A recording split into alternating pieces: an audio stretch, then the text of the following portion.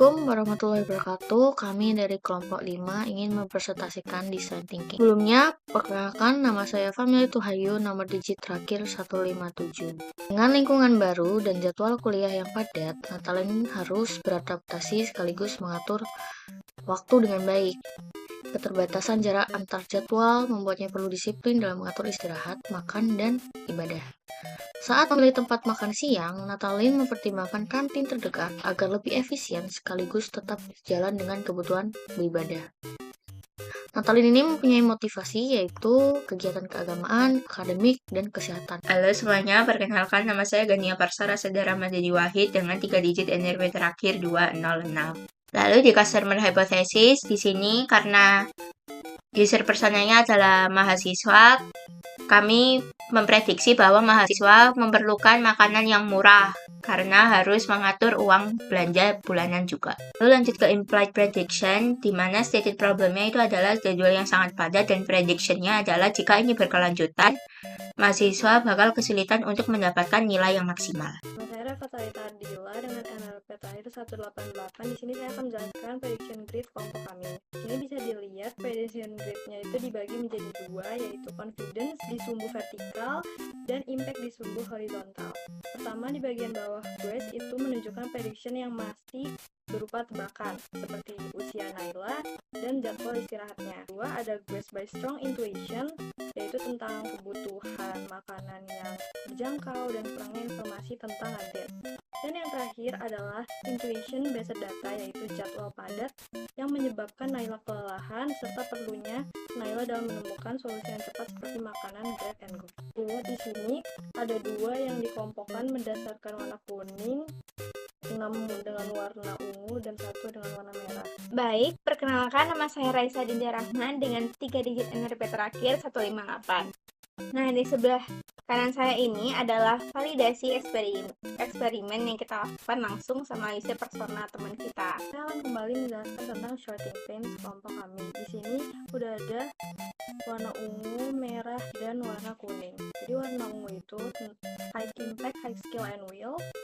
Lalu warna merah itu menandakan high impact, low skill and will, dan kemudian yang warna kuning itu low impact, low skill and will. Nah, setelah kita interview Naila, kita bisa menyembuhkan dia di problem kanvanya, masalah-masalah dari Naila tersebut. Di sini kita bisa lihat Naila itu mau apa, karena, dan tetapi.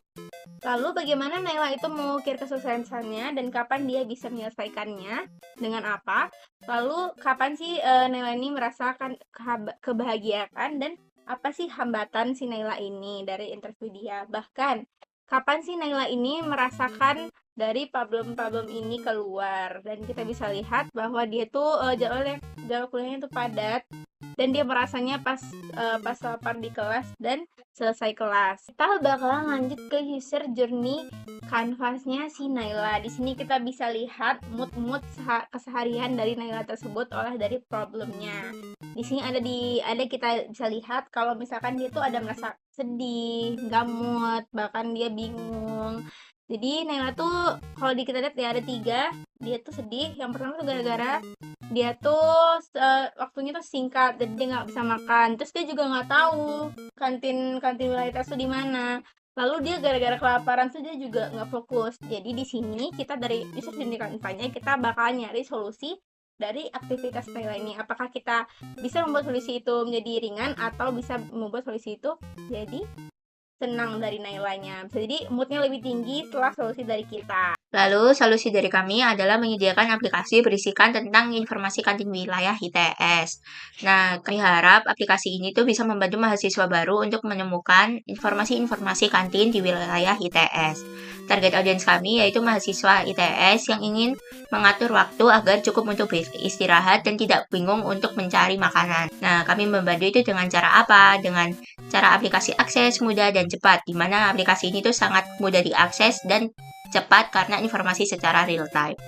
Lalu, sebenarnya sudah ada solusi lain yaitu menggunakan aplikasi ojek online, namun kembali lagi ke mahasiswa yang membutuhkan makanan yang relatif lebih murah. Nah, apa aja sih fitur-fitur di aplikasi kantin ITS? Yang pertama yaitu peta interaksi. Apa aja sih fitur-fitur aplikasi kantin ITS. Yang pertama yaitu peta interaktif kampus ITS. Yang kedua, aplikasi menampilkan peta ITS yang memuat titik-titik lokasi kantin yang tersedia di setiap fakultas.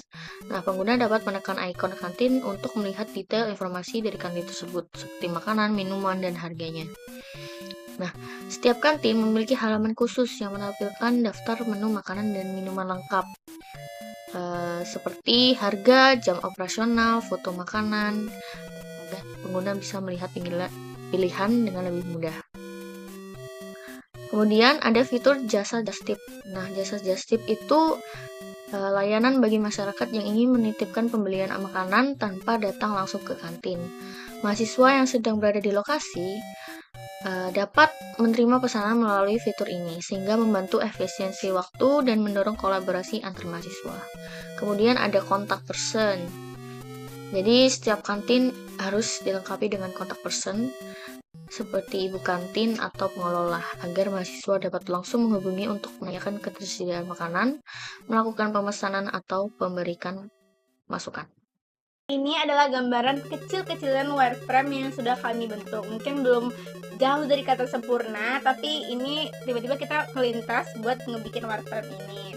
Nah, ini nih bentuknya kayak Google Map dengan ada poin-poin jelaskan di mana aja kantin ITS yang saat kita sedang berada di peta itu. Nah, di sini kan ada Anda di sini, itu tuh kita berada di sini, dan kita bisa lihat juga jarak arah dari kita berjalan untuk pergi ke kantin TC-nya. Ini kayak Google Maps. Lalu setelah itu selanjutnya itu ketika di kantin TC tersebut kita bisa lihat kantinnya ada apa aja, jaraknya ada berapa, sejauh apa, dan kontak ibu bapak kantinnya. Serta di sini kita bisa pesan dulu sebelum datang. Jadi menghilangkan keramaian.